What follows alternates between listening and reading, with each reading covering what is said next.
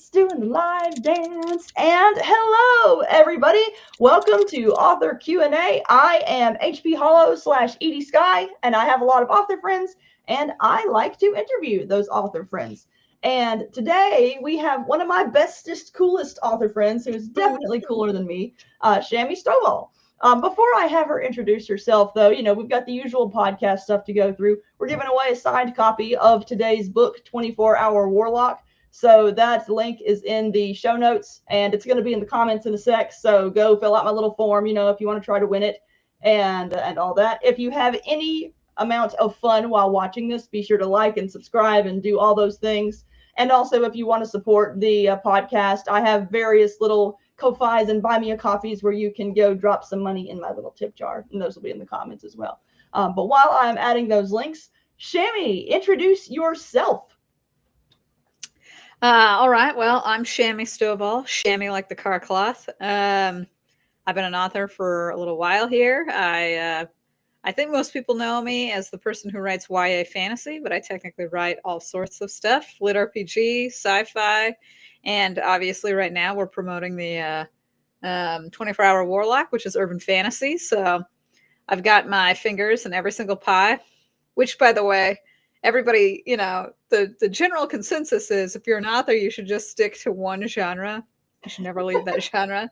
And apparently I've just decided to play author on hard mode because I love too many genres. So that's my problem. I'm typing words. 1 second. Okay. It's okay. I could just keep rambling, Once upon a time, I was an attorney, and nobody wants to be an attorney. Therefore, I became an author. My link. Oh, there you go. Anyway, we will figure out stuff as we talk. Oh my gosh. Usually I have my links prepared ahead of time, but I totally dropped the ball this time around. Anyway, so while I'm gathering links, I have questions for you. So we are going to be promoting today 24-Hour Warlock, which is the third in the Chronos Chronicles series.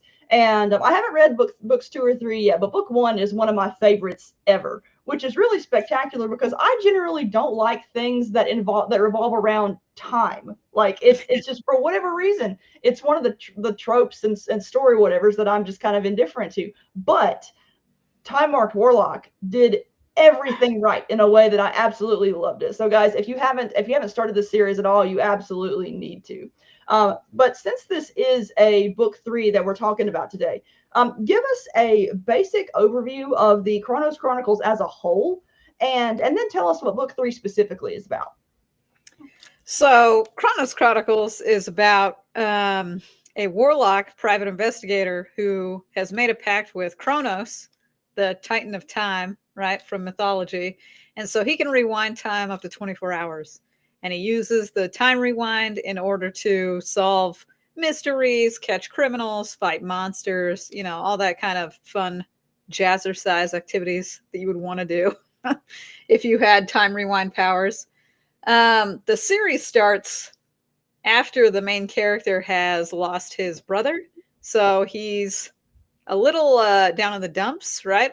And the first book involves him helping a 12-year-old girl solve the mystery of who killed her mother.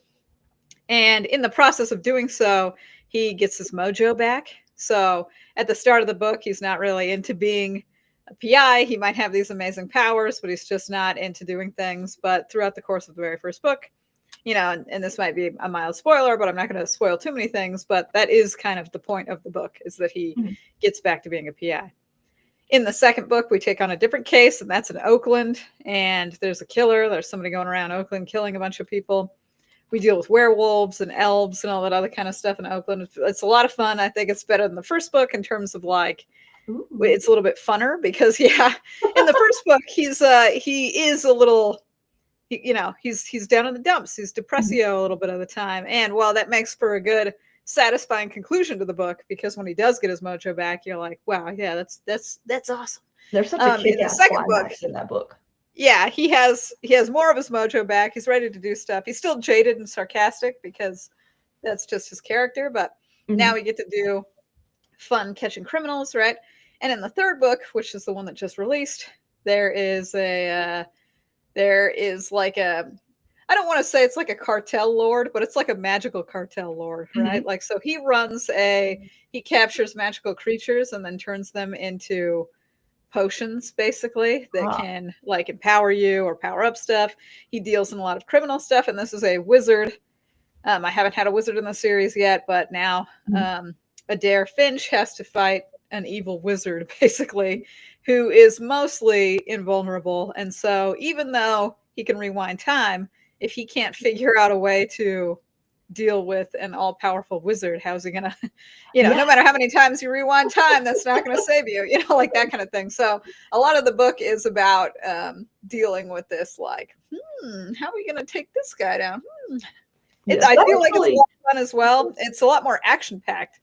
In the first book, I would say the action is like, there is some action, but I wouldn't say it's super heavy. And in number two, I feel like it ramps up a little bit with the action. Ooh. And in book three, I would say there's a lot. He fights a lot of mooks, or goons, because this wizard cartel lord has a lot of underlings. So we get a lot of funny scenes with when he rewinds time, and then he's like, okay, well, I don't want to fight those guys at the front door again because I already fought those guys. I'm going to go in a different way, like that kind of thing. So there are a lot of jokes too with the like, so that's a lot of fun. I had just a lot of fun with the humor. A lot of people do say that it's pretty humorous series. Mhm. Even though I wouldn't literally classify it as like a humorous or like a comedy, if that makes any sense. But Mhm. he's very sarcastic. There's a lot of funny scenes in which he's rewound time, so now he can deal with people in a different way than he dealt with them Yes. before, and so then it's funny, like that kind of thing. It's funny that you mention those things because now that you do mention it, like this, there's really not a lot of action in the first book, but it was still there were certain elements of his investigation that were still so intense that I guess, subliminally considered the book action packed. Like it didn't occur to me that book one would not be considered an action packed book, but yeah. Yeah, there's a couple of fights, but they're very minimal. A lot of it is the investigation. A lot of Yeah. it is the him helping the 12-year-old girl, Yeah. recover from her trauma as well, right? So Mhm. there's a lot of that. There's a lot of personal growth. I would say it's an extremely character-driven story, that Oh first yeah, I one. agree. And in the second one, it's very character driven, but we do have more of like, there's like a serial killer on the loose, Yeah. like that kind of thing. And you're like, whoa, we got Even to more catch this guy. intense. And in the third one, again, well, I would say it is very character driven. There is a lot of combat specifically. So Mhm. as a part of the series, Adair Finch can make pacts with magical creatures or Mhm. magical entities in general, and then get magical abilities. So in the first book, he makes a pact with a mischief spirit so he can unlock doors, right? Mhm. In the third book, and this might be a mild spoiler, but it happens pretty early. He makes a pact with a type of dwarf so that he can basically become bulletproof Ooh. because he knows he's about to fight a bunch of mooks. Yeah. Like, he knows that this wizard guy has a bunch of underlings and they all have guns. And he's Mhm. like, dude, I cannot, if a random stray bullet gets me, because one of his limitations is if he dies, he can't rewind time. Mhm. He needs to actively use that power. It's Yeah. not a power that just activates on its own, like he dies and then it works. Mhm. He has to actively use it so he can't die. So he's very afraid of like a random stray bullet getting him. So he decides that he's going to go to this dwarf. He's going to get bulletproof, abilities. So that's a lot of fun. I feel like it adds a lot of, that like prepping, but like in an interesting sort of way. Yeah. Like, oh man, we need to be able to basically bust into this guy's haven and punch everybody in the face. How are we going to do that without dying immediately? You know what I'm saying? Like, so that's fun. And I really like fun stuff like that. I actually really like cool fight scenes. Mhm. They're a little Well, hard to pull off sometimes. oh yeah, fight scenes. I love writing them, but they're so hard to do right. Yeah. Like to manage to keep up the pacing with words. Like I even consider myself a visual writer, and it's still one of my biggest challenges to make a really action packed fight scene that reads interestingly for pages upon pages. But And sometimes when I'm writing fight scenes, especially if a book has multiple fight scenes, I notice only when I go back through the editing and I change this. But like in book three, had a lot of fight scenes, and Adair kept getting hit in the ribs, like one of his ribs would be hurt, you know. But then that happened in like every fight scene I wrote, and when I reread it, I was like, okay, Shami, you got to mix this up. Everybody just can't punch him in the ribs. Like, Yeah. you need to have other things happening here. Yeah. Though to be fair, that's a pretty substantial part of the body. I mean, if someone's punching toward the chest, I mean, but yeah, I understand. I have those words that I lean toward too. Like I just finished editing a novel, and every single novel I seem to have a different phrase that I just latch onto, and I end up having to go out and cut like 20 to 50 of that phrase out of the book. It is insane, and I try to catch it when I'm writing, but sometimes it just doesn't happen. But I think it's just that day that I'm writing, I'll get like hyper fixated on a word, right? Like I'll be like, the glorious sunshine as he walks down this glorious river along this glorious road, and then I'll reread it again and I'll be like, what the hell's wrong with you, Shami? Like, for my last book, it was colossal. I just, for whatever reason, colossal was my favorite adjective, and I had to cut out a billion of them. And hey to everybody in the chat. I'm just now reading a lot of the comments. Yeah, hey Richie, hey Howard, hey Michael. Yep, Michael, I'm really glad you're liking the series. Howard, I'm really glad you guys are all enjoying. That exploded while we were chatting. Yeah, I just glanced over there. I'm really glad people enjoy the series. I was really hoping people would resonate with the characters because, like I said, it was like really character heavy. Yeah. Now, obviously, there are plots, there are mysteries to solve, there are people to bring down. It's not like it has no plot. It's just, you need to really like the characters. Like, if you don't like the characters, you're probably going to nope out of the series real fast because it's very character heavy. Well, the thing that I like about your characters is they're definitely people in extraordinary situations. Like, I will never be a warlock, probably.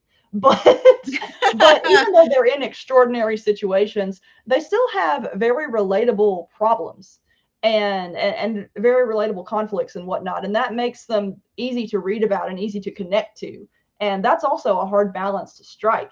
But in the comments, Howard says that this series does a great job of adding interesting characters in each book. I totally agree. And Richie says, I need book 3 injected into my brain. And book 1 is in my top 5 reads of last year. It's so good. Thank you, Richie. And I agree there too. It's one of my favorites. And then we've got Michael Lawson in the chat who says that he received his copy in the mail yesterday and I'm currently on page 247. So another lover of the series. So we're glad you all like it. Yeah, it's really great to have you guys all here. Like I said, I feel like if you dislike the characters, you'd probably nope out quickly. You know, I don't usually make this a habit, but if I do look at negative reviews, I sometimes just glance through them. And the negative reviews for the series are things like, I hated that little girl. What an annoying, she's the worst thing ever. And I'm like, okay, I get it. If you dislike one of these characters because they're on screen all the time or dealing with their problems, I can see you being like, okay, I got to get out of this. Yeah. However, if they resonate with you a little bit, I feel like, you get your nice character moments, where they grow. Every single book has a character arc for somebody, usually multiple somebodies, but at least one person. I really liked book 2 because in book 1, again, this is a mild spoiler, but I feel like it happens very early in the book, so it's not too much of a spoiler. When he makes the pact with the mischief spirit, a part of the pacts is that he agrees to do something for them. So they grant him their magic, but in return, he's got to do a thing. And he tells the mischief spirit that he'll help the mischief spirit get a human body. And in number 2, this is where he fulfills that pact, right? There is one of the people who get murdered is a social media star, like a Twitch gamer.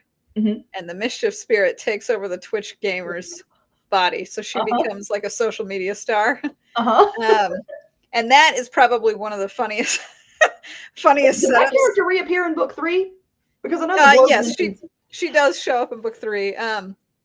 If the characters so one of the fun things about the series, and this again might be a small spoiler, but I feel like it's a fun spoiler, is that he is creating a PI firm. And so a lot of the people that he helps ends up helping him at the PI firm. So not the 12-year-old girl. I mean, the 12-year-old girl is his apprentice, but her father ends up becoming his research guy. So because he's a book nerd guy, he used to be a professor. He knows all this stuff. So, and he helps a werewolf in book 2. and the werewolf basically becomes his number two. So, they go out on these PI things together. So they're amassing like a PI firm. Now, a social media star is a part of a PI firm, and she doesn't like literally get into the PI firm business. But what really ends up happening is that she gives them influxes of cash because she makes a lot of cash from sponsorships and all this other kind of stuff. So that's really fun too. Like, it's a really funny dynamic. I just like the setup. I just like this kind of stuff. I really like the building. The building aspect of making a new PI business, the building of like making yourself a better warlock, witch, wizard. You know what I'm saying? Like, Adair keeps getting better and better. Would you consider it progression fantasy? So John is like, it's 100% progression fantasy. And I'm always a little on the fence because I don't think it like hits the normal progression fantasy beats. But I have advertised it as progression fantasy because the whole point of every book is that they're getting better. They're building their PI business better. He's getting new magics. Howard asked, is Fox Pistol based on someone for real? Yes. Sniper Wolf is an actual Twitch star, and her name is Sniper Wolf. And so this is a Fox Pistol, LOL. That is a great pun. I love it. Yeah, it's just a funny riff on her name.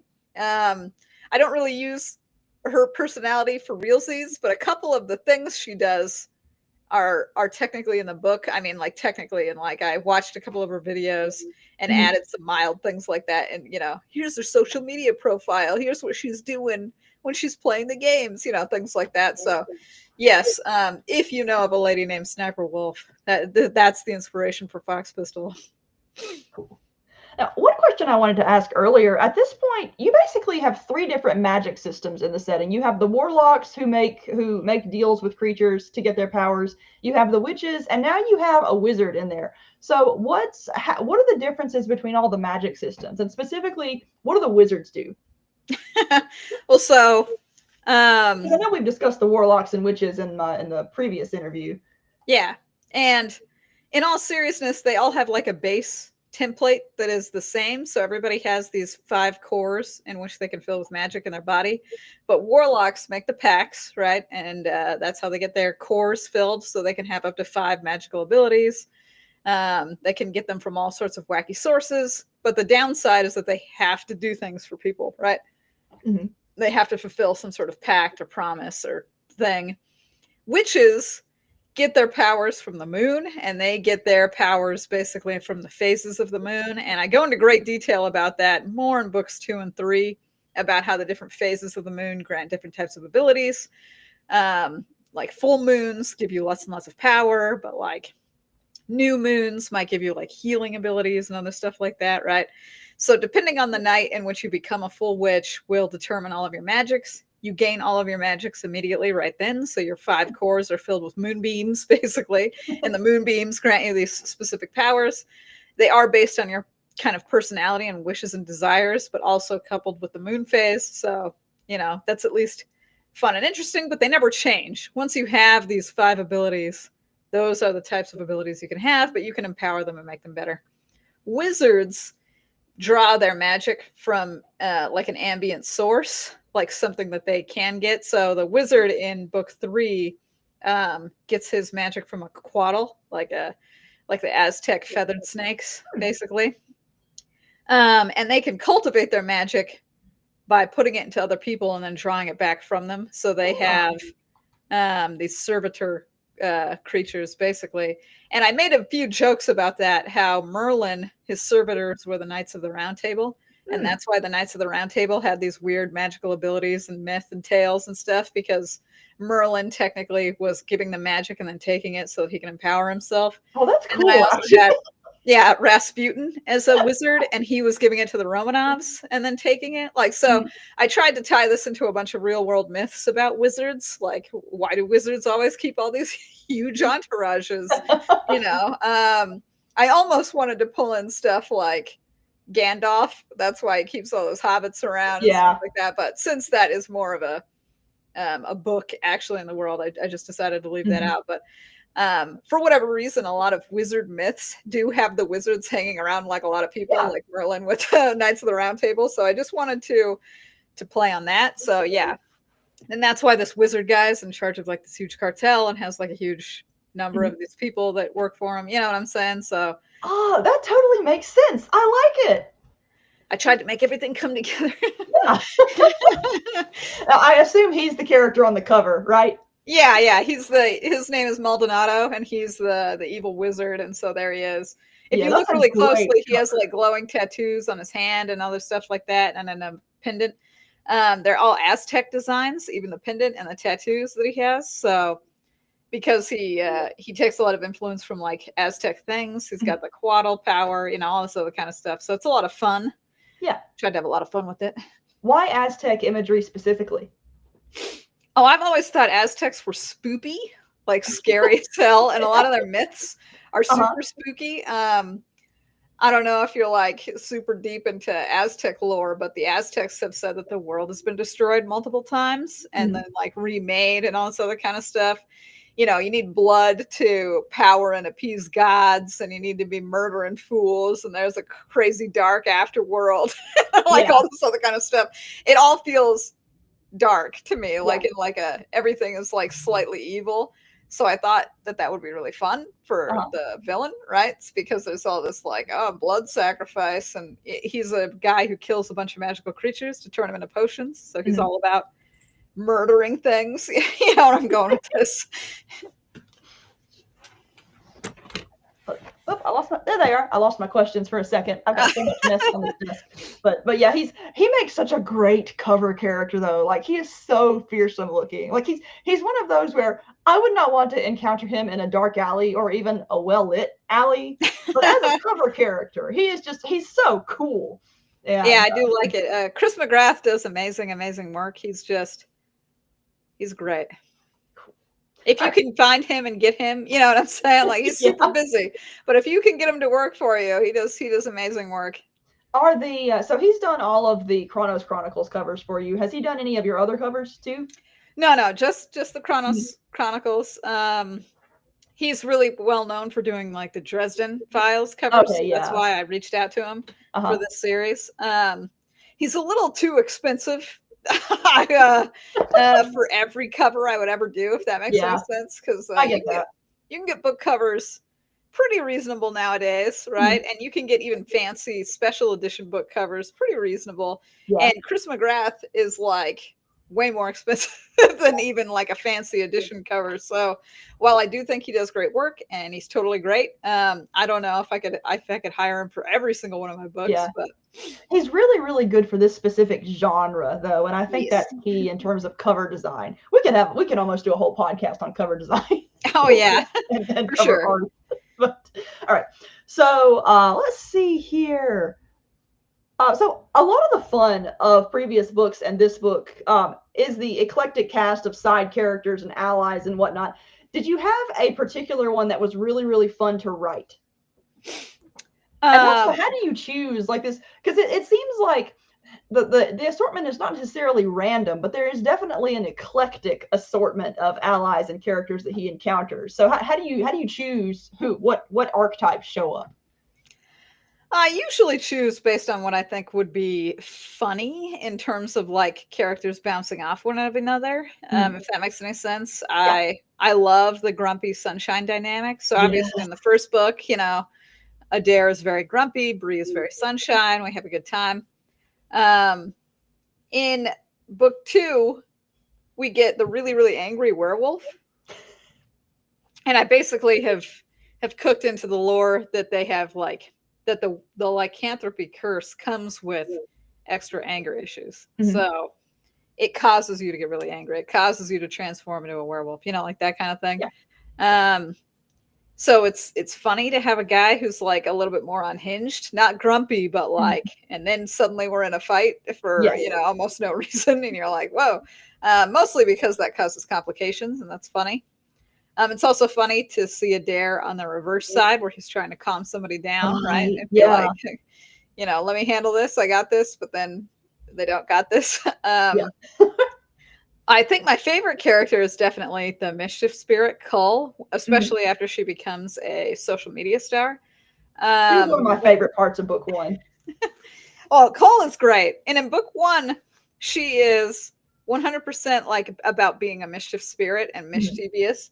When she becomes a human, a lot of the fun in book 2 is that she gets to experience all the emotions prominently. So she explains that before she always kind of felt mischievous. No matter what was going on, she leaned towards being a mischief spirit. But as a human, that doesn't happen as much. She sometimes wants to have all the other emotions, right? And she desperately wants to find somebody to fall in love with, and like that's her like actual goal. And it's funny because she doesn't really know what that is, because as a mischief spirit, she didn't really experience love fully. So there's a lot of just funny scenes in which, again, mild spoiler, but she goes to a bar and a guy hits on her like with a crazy pickup line, and she's like, okay, well, this is love right here.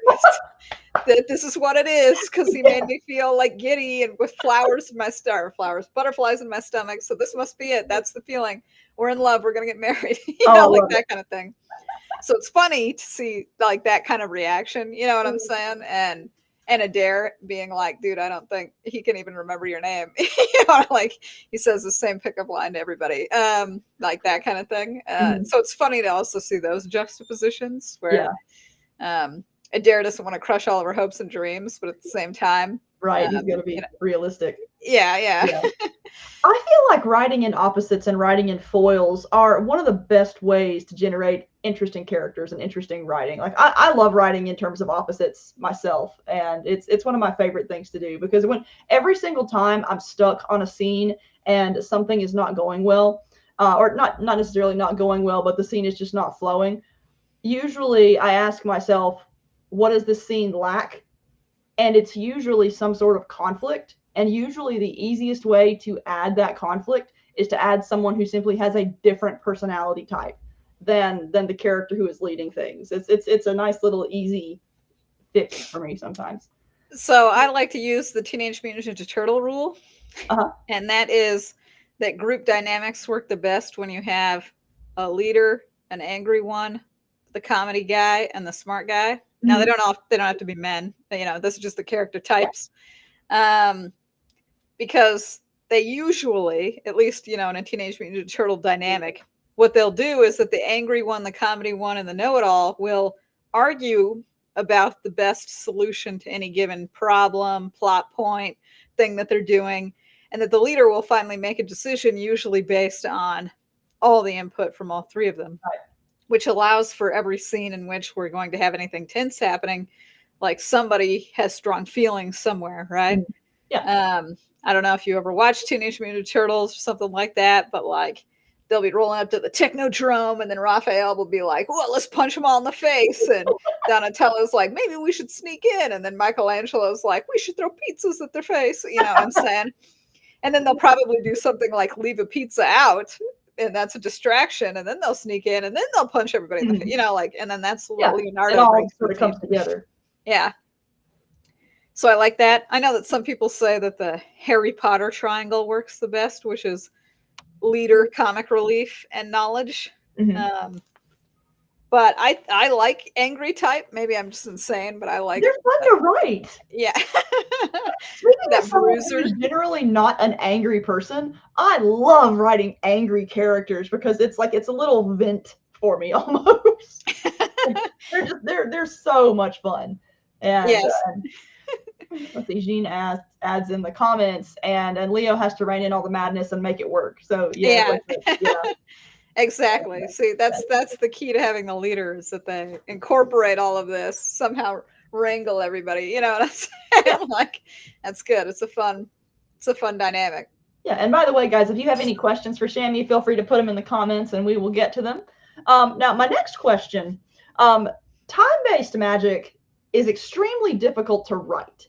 And like, whether you're doing time travel, time whatever, this is simpler, or simple is the wrong word, but this is a little more focused because it's time loop magic, but you still have to keep orders of events in mind. So my question is, how do you organize that element of the series as you're writing? so that you don't like put the wrong event in the wrong place and while you're drafting. Do you have a technique for it, or you just Well, naturally I like to just use the timestamps. Since I'm only working in like a 24-hour window, I just have a lot of things that happen like literally on a timestamp in my mind, or even written down in my outline or something. At 9:30 in the morning, this is when that event happens. At 12:30 in the afternoon, this is when that event happens, and I can keep track of things based on where they are between these types of events or what they're doing. I do think that writing time-based stuff like time loop, time travel is very difficult, but mostly because I really want to avoid repetition or like needless repetition or things that would get really, really boring really fast. We don't want to continually live out the exact same day except for a teeny weeny change, because then everybody's going to get bored and they're going to start flipping through that real fast.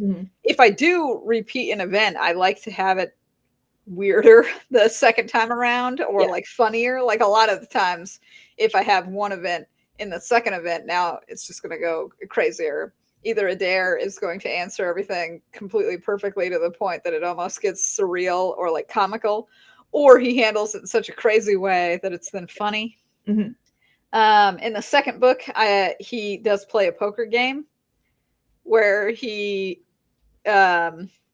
memorizes what all the cards are going to be played and then flawlessly plays a poker game so that he wins an outrageous amount of money. You know what I'm saying? And that's kind of funny.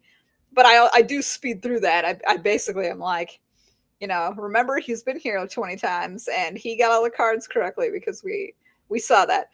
I really, really want to avoid repetition. So a lot of the times in the books, what will happen is that they do an event and they gain a new piece of knowledge from the event.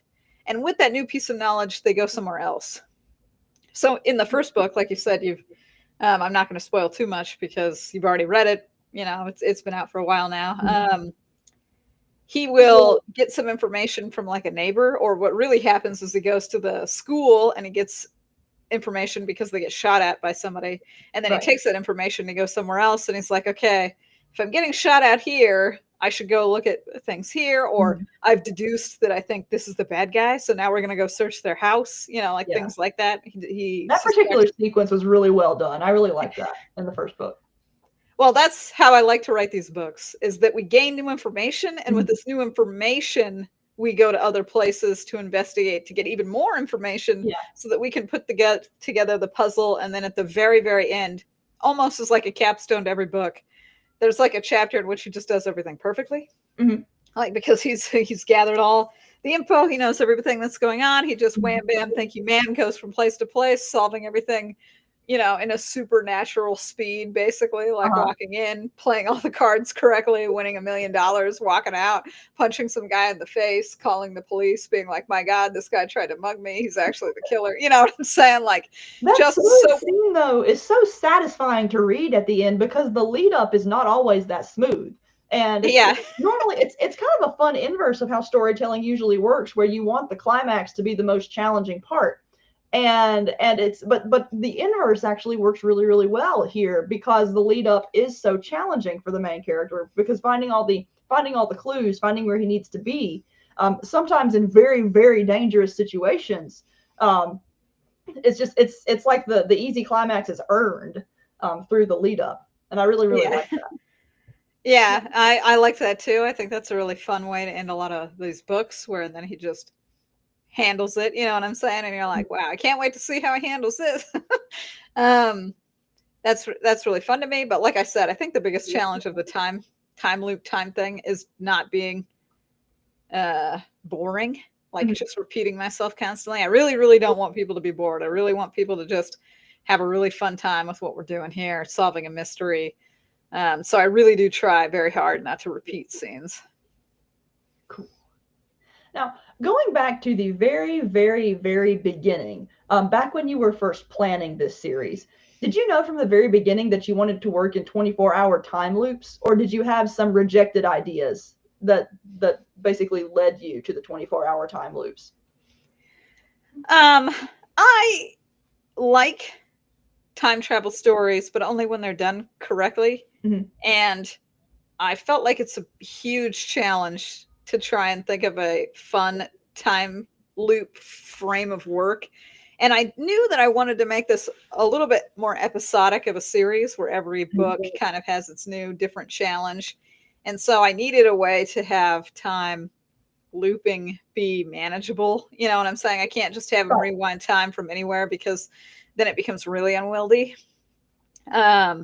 So I think early on in the process, I thought 24 hours was a really fun and easy, you know what I'm saying? Like, this is a very easy way to get this all in here. It gives us limitations without being too broken. Like, we can't go for weeks and weeks or months at a time, but within a 24-hour loop, you can do a lot of really fun things, you know, win a multi-million-dollar poker match, you know, catch the serial killer that recently just killed somebody, because they are basically stuck in the area, right? Because every time you rewind time, they come back. So I just felt like it made sense for what I was going for. If I want every book to be mildly episodic, if I want the power to be limited enough so that you can retain all the information, like as a reader in one book, I think it would be extremely difficult if I had to stretch out over months or years. Like, even keeping the reader focused, like, what is important, what was not important, what is he doing? It gets a little too, it sucks all the tension out of it. You know what I'm saying? Like, and that's already kind of a problem because of time rewind powers. You're like, well, can't he just solve everything? I tried to add some tension in. Like I said, it has to be a power that he has to activate. If he gets killed, he's still in big trouble. You know what I'm saying? Like, so I tried to retain a lot of tension, but at the same time, I wanted it to be easier to digest. I wanted episodic stuff. So I just feel like it all leads me down the one path. He needs to have short amounts of time rewind, but long enough to be interesting. You know, he can't just rewind time for a minute. That's not as fun, but long enough to be interesting, short enough not to be crazy. So that's where we got to. I just feel like it's a logical conclusion. So I didn't have a whole bunch of time proposals and then had to narrow it down to this. It's just what happened. One of the things I really appreciate about the time loop magic specifically, thinking back to book one, I really enjoy how it's on the surface very simplistic. Like, I understood by the end of chapter 1 or 2 how it worked. But then the further you go into the story, the more you realize it has all these hidden complexities, like with the cores and the creatures he has to make pacts with and whatnot. And I just thought that was really cool. And I really liked that the system was simple enough for me to get into immediately, but then there was stuff for me to discover that made it that much richer. And I really loved that. We've got a nice comment from Jean or Jean. I'm probably mispronouncing your name, and I'm sorry. But it says, the story reads like a Doctor Who season almost, which is one of the fun parts Shami added. She made the transition between loops feel fun and interesting versus how others do it who try and keep the event intact to not break it. That's a good comparison. Like, it hadn't occurred to me to compare it to Doctor Who before, but it's I think whenever I think Doctor Who, there's a certain element of zaniness to Doctor Who. And I feel like there's an element of zaniness in this series as well, but it's not as pronounced as, say, Doctor Who. And then Jean adds that also with longer time jumps you get predestination and grandfather paradoxes, etc. And with 24 hours you skip that issue and prevent them. So I like the efficiency of it. That's a good observation. Yeah, I agree with the Doctor Who stuff, and I agree with I didn't want to keep the event intact. That's almost exactly what I was trying to avoid, is because it does get boring. You know what I'm saying? Like, if you keep seeing, unless you can somehow make every single iteration like super crazy revelations, but maybe I'm just not that good. You know what I'm saying? Or maybe I'm just like, it's not, most murders are not a murder where there's like 37 red herrings, and you know what I'm saying? And I try to keep it a little down to earth, or like, you know, in the first book there was a murder and there is a murderer and they have a motive and everything like that, but I can't just keep reliving the exact same little moment, and Adair investigates every teeny little floorboard until he catches the one person. Right. I mean, maybe that could happen, but I find it a little funner to just kind of run around, talk to all the people that could potentially be involved, get into some shenanigans. Eventually we put together all the information we've come to, or we've gathered, and be like, oh yeah, it's this guy, you know, and then they go bust him. I also kind of like mystery novels just in general. Like I'm a big fan of mystery novels done right. But I'm Mhm. also just a big fan of mystery novels where the characters are gradually coming to the conclusion. I kind of dislike red herrings a lot of the time. They can be fun, don't get me wrong, but Sometimes they uh, feel cheap. Like yeah. a badly done red herring just feels like lazy misdirection. Have you ever seen the TV show Bones? No, I haven't. Oh, okay. Well, Bones is like they're forensic scientists and they solve murders. And I swear to God, every single episode worked the exact same way in terms of like there were always two red herrings before we actually got to the information that was worth a damn. And I remember getting frustrated watching the show because I would be like, guys, stop wasting my time. You know what I'm saying? Like, just give us teeny weeny little pieces until we can eventually solve the thing. I'm angry whenever you give me false information. Again, Mhm. it can be fun sometimes. I just feel like me personally, Shami, hate it if we get too much information where I'm like, and then this was completely worthless. Yep. Yeah, I get frustrated with that too as a reader and viewer. So here's a question. Favorite time travel fiction or media in general, and favorite mystery? Um, have you ever seen the anime Magical Girl Madoka? Yes. It took me a Okay. moment. It's Madoka Magica, right? The magical Yeah, girl one. yeah, Yeah, yeah. The yeah. depressing magical girl one. Yeah. Her friend who, I mean, this is major spoilers because It's like technically 10 when you years old now though. So I yeah, it feel is like an we're old well in anime, spoiler so range. I'm very sorry if you guys have never watched it. It's a fantastic anime. You should totally see it. However, the anime starts off and it seems like a normal story, but it turns out one character has been rewinding time many, many times in order to get this story to go perfectly. And it's really touching. It's really nice when you finally get the reveal that this her best friend basically has been doing this to save her. Mhm. That was a lot of fun. I thought that reveal was cool, but Yeah. I guess I hesitate to say it's time travel fiction because you don't even know it's time travel fiction That's true. till the very end. You know what I'm saying? But It is a cool twist though. it was such a cool reveal. It was so interesting. I was like, oh my goodness, that's so awesome. One of the most Um, ironic things I've ever said before starting an anime, and I have to present some context. I knew nothing about Madoka Magica except that people said it was good, and so I sat down to start it, and we have this bright, happy opening with magical girl stuff, and I'm like, someone should really make a dark magical girl anime. You get to like episode 3, and I'm like, oh, yeah, we're episode good now. 3 is definitely a whoo. Yeah. Um, so I like that. I like it a lot. You know, I feel like I'm cheating because is it time travel fiction?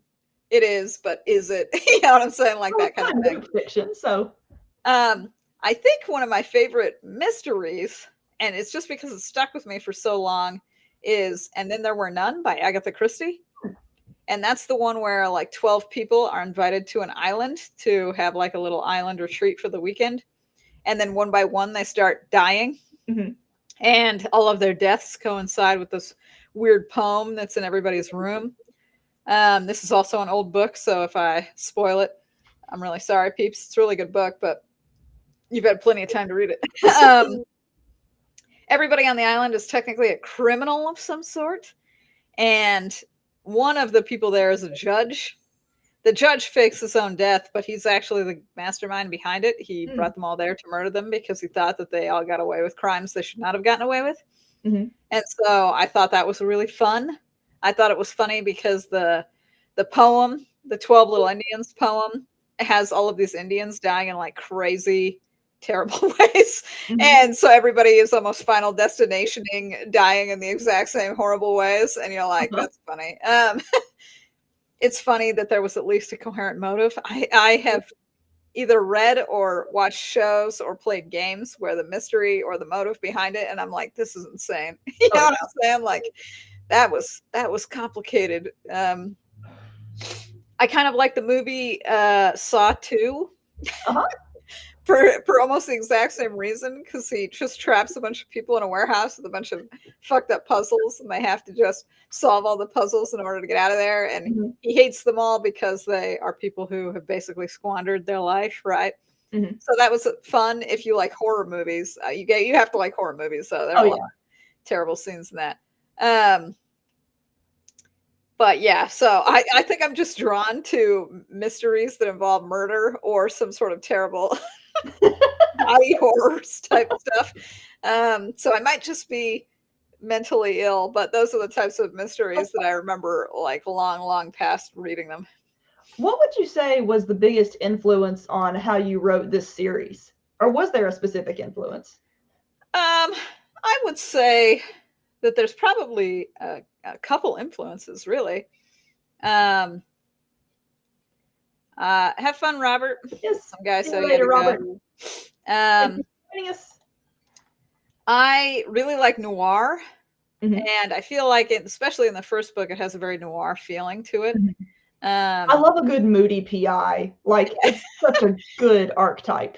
Yes. I really do like Who Framed Roger Rabbit, and a couple of Oh, people have yes. commented to me specifically that it feels like it was inspired from Who Framed Roger Rabbit. A lot of Who that's Framed just got Roger to be Rabbit is my single favorite movie. I love that thing so much. very fun. Um, the influence from it has to be subconscious though, because I didn't set out to be like, Mhm. Another influence I would definitely say is The Great Mouse Detective, the Disney movie, Oh, my where it's childhood. basically Sherlock Holmes. And then I would say Sherlock Holmes himself. I Mhm. really liked Sherlock Holmes back when I was younger because Mhm. he seemed so very cool. Um, so yeah, a lot of those influences. Love noir, love Sherlock Holmes. Really digged Who Framed Roger Rabbit. I really like things like The Great Mouse Detective. The Great Mouse Detective has this like really fun edge to it. Mhm. I know that it's like a little cartoon and I made by Disney and the little mice and stuff like that, but I really that one has the feeling of adventure that I Oh, feel yeah. like a lot of mysteries kind of miss out on. Yeah. We're There's traveling all over a the lot of place. adventure mysteries. Like, I didn't think of it that way, but you're right. Yeah, a lot of mysteries are very I almost want to say cozy in the sense that they're always in a very small Yeah. confined place. Like we're in the same tiny little town, we're Mhm. investigating the same little buildings, like things like that. But in the Grace Mouse Detective, we're fighting a dude on a clock tower. We have a fucking airship for some reason. There's an entire scene in a bar where we're all singing "The Yep. Queen of England is here." You know what I'm saying? Like it's crazy. I It's need to an rewatch this adventure. movie now. I'd forgotten how much I love that movie. Yeah, it's a very fun movie. I really liked that adventure mystery. It's very hard to pull off, in my humble opinion, but I really Mhm. liked it. So those were all my wacky influences. Mhm. Do you have a particular favorite character that you enjoy writing the most in this series? Probably it's probably a tie between Cull, the mischief spirit turned Mhm. social media star, and Adair himself. Uh-huh. I resonate with the jaded, sarcastic, like, oh man, what's everybody doing? Some of the jokes, like, what are kids doing these days? I feel like it's just me typing on the page. You know what I'm saying? Like, Yeah. what the hell are kids up to these days? um, I'm over the hill. Apparently, I've got one foot in the grave because I'm just don't resonate with the children's anymore. But so I like to channel that kind of attitude with how everybody is acting like crazy.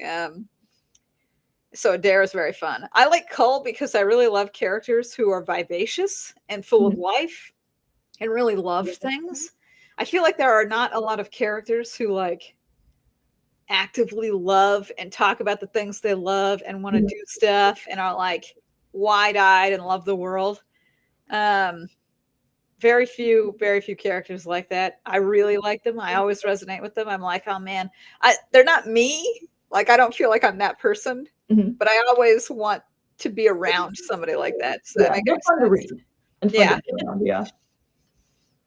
Yeah, I'm the kind of person myself where to phrase it an odd way, I kind of take energy from people around me, and so if people around me are happy, I am therefore happy, and so I totally get that vibe. Yes. I like that a lot. So really like that character. Really like Mhm. their dynamic. Nice. All right, we are getting close to the top of the hour, so I think I'm going to start wrapping us up here. So first off, guys, before we close out, though, I want to say that if you haven't read 24-Hour Warlock yet, you should absolutely do that. There is a link to it in the comments and on the show notes. Also, we are giving away a signed copy of 24-Hour Warlock, so if you want to try to win that, we're going to do a random drawing after the podcast. There is a form in the comments and the show notes you can fill out. and I will do that right after. And I believe, oh, also, again, if you, I have my podcast list that I'm actually trying, like, I intend to do it every single time and forget every single time. And I'm proud of myself for remembering this time. But also, if you've enjoyed yourself for the past hour, feel free to subscribe and like and do all the clicky things. We also have a Buy Me a Coffee and Ko-Fi if you want to support the podcast, and those will be linked in the comments as well. In fact, I'm going to link them right now because I know I'm going to forget if I don't do it right this moment. So there's that. But yeah, this has been a fun hour. So do you have any, like, I know you've got some more releases coming up this year. Oh yeah. So you've got, what's coming up next? Well, actually what's coming up next is a co-written project. My Crown Tournament 3 is probably going to release in May, but the next book that's from me comes out in June, and that's Words of Power. Right. That's a super fun one. I'm super looking forward to that release. I hope that everybody, loves it because I loved it. It's one of those things where I'm like, wow, it's such a great time writing this. I hope people like reading it. Those novels are the best too. Yeah. And then after that, I know that I'm going to have Elder Arcanist release this year, and I'm really hoping to get Nexus Finale out this year. So I have lots of books coming for people that like to read. I've got your back. Do you have an endpoint plan for the Chronos Chronicles series, or is it just going to be standalones until you get tired of reading it writing it effectively? So the plot that's happening in the background of all these books is that Adair is going to catch the people who killed his brother. And so I guess the series would end once that was completed. But for right now, it's a bunch of standalones where we are slowly gathering information about everybody in the background. You got a Crown Tournament and Elder Arcanist fan. Yeah. I'm excited for those. I think they will be super fun. So those are from my Arcanist series. It's like the Pokemon style thing. I'm hoping everybody will enjoy the thrilling conclusions. Yay. Are you doing any cons coming up? Yeah, I'll be at LibertyCon, and then I'll be at LitRPGCon. Nice. So LibertyCon is in June, and LitRPGCon is in July. So that'll be back to back. Yeah. Woo. All right. Well, thank you again for joining me. And before we close out, tell everyone where they can find you, websites, any other fun things. Well, I do have a website, ShamiStovallAuthor.com. I am basically on every single form of social media. I have a Discord server for people who want to talk about my books. I have a Facebook group for people who want to talk about my books. There's a Reddit, like a subreddit that's dedicated to the Frith Chronicles. If there's any place that you like to just roll around and lurk and all that other kind of stuff, I'm totally there. So, just come and join me. I have my email everywhere if you just want to reach out to me personally for some reason. My books are basically sold anywhere books are sold.